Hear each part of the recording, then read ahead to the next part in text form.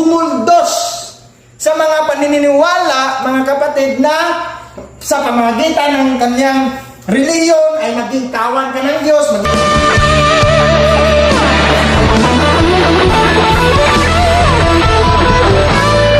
So, ibig sabihin mga kapatid, kung isuma total natin ito lang versikulong 11 ng Epeso 1:11, ito ang lalabas.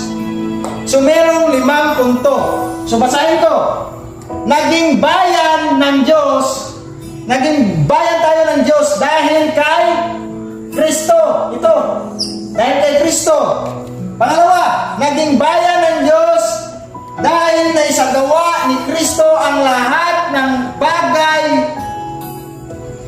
Ito, lahat ng bagay naisagawa na ni Kristo Jesus. Ito ang pangalawa. Pangatlo, naging bayan ng Diyos dahil sa kanyang panukala at kalooban. Pang-apat, ito, naging bayan tayo ng Diyos dahil sa kanyang panukala.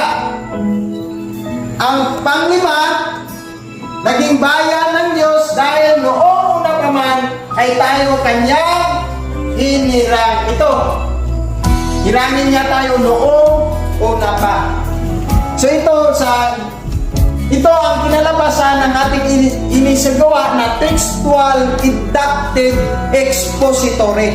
So itong naging kalabasan niya. Ito, ibig sabihin mga kapatid, itong argumento na ito ang bumuldos sa mga paniniwala, mga kapatid, na sa pamamagitan ng kanyang reliyon ay maging kawan ka ng Diyos, maging bayan ka ng Diyos, sa pamamagitan ng paggawa, pagsunod sa mga inilatag na mga reliyon na lumalabas ngayon, tumuturo, umaangking. Amen? Itong ikaisang dahilan ng kapatid. Kung basahin mo, paulit-ulit, ito ang lalabas. Dahil kay Kristo. Wala nang dahil sa reliyon na tinayo ni Kristo Jesus. Amen? Hindi yun ang dahilan. Ang dahilan, yung tagapagtayo. Dahil maraming nagtitipati ngayon na kung dahilan na kung bakit maging bayan ka ng ating Diyos. Maraming mag-aaway na sa social media dahil sa debate na umaangkin na ito ang patunay na maging bayan ka ng Diyos. Pero ang sinabi ng Epeso 11, ang dahilan, ang kaisa-isang dahilan, ito ay si Kristo Jesus.